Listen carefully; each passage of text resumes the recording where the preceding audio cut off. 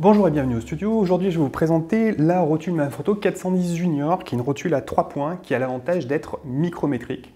Alors, c'est une rotule qui a l'avantage d'être précis, qui convient surtout aux gros boîtiers et qui a un petit inconvénient, c'est qu'elle convient surtout aux gros boîtiers, donc du coup elle a un plateau rapide qui est adapté uniquement pour les gros boîtiers.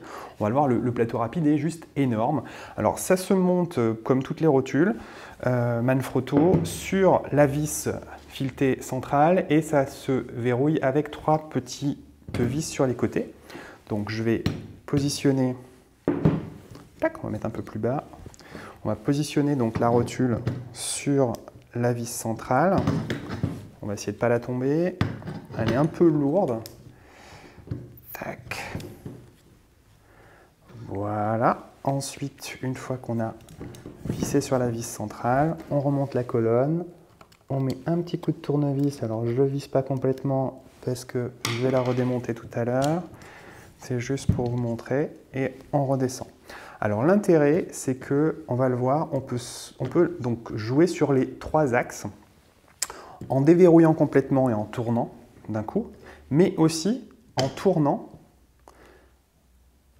la molette, on va faire tourner l'ensemble de la rotule dans un sens, sur un autre axe et d'avant en arrière. Donc sur les 3 axes en fait, on peut jouer sur les 3 axes de manière micrométrique.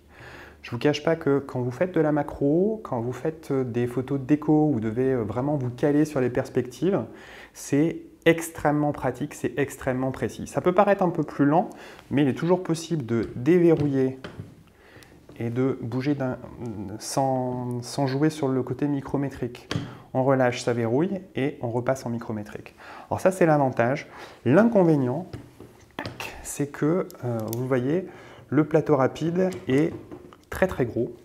Est-ce que je vais arriver à l'enlever? Je ne l'enlève jamais, donc du coup c'est vrai que je suis toujours un peu perdu quand il s'agit de l'enlever. Promis, je vais y arriver. Voilà, ce qu'il est un petit peu bloqué. Voilà, le plateau rapide est très gros et on voit que pour pouvoir fixer le plateau rapide classique des boîtiers réflexes, j'ai rajouté un système d'attache rapide Manfrotto par-dessus l'attache rapide, ce qui complique un petit peu la donne. Monsieur Manfrotto, si tu m'entends, refais-moi la même rotule 410 Junior qui est juste top, mais avec des plateaux rapides normaux adaptés aux réflexes. Parce que si on monte un plateau rapide de cette taille-là sur un boîtier réflexe, on voit que c'est quand même fortement surdimensionné.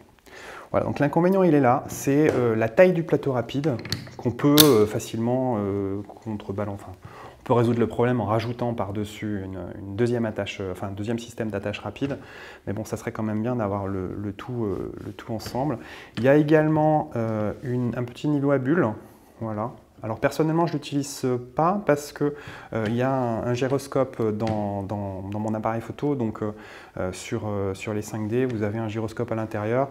Alors pour le coup, j'utilise les deux, c'est-à-dire j'utilise le gyroscope et le côté micrométrique, et avec le gyroscope, ça va me permettre d'ajuster précisément l'orientation de l'appareil photo pour que tout soit parfaitement droit et que ça respecte parfaitement les perspectives.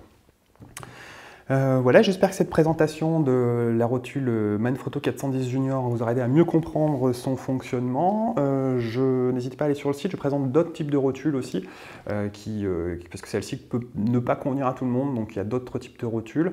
Je vous invite à vous inscrire au cours gratuit du mercredi pour recevoir les cours sur mon site www.formation-photographe.net. À très bientôt et bonne photo.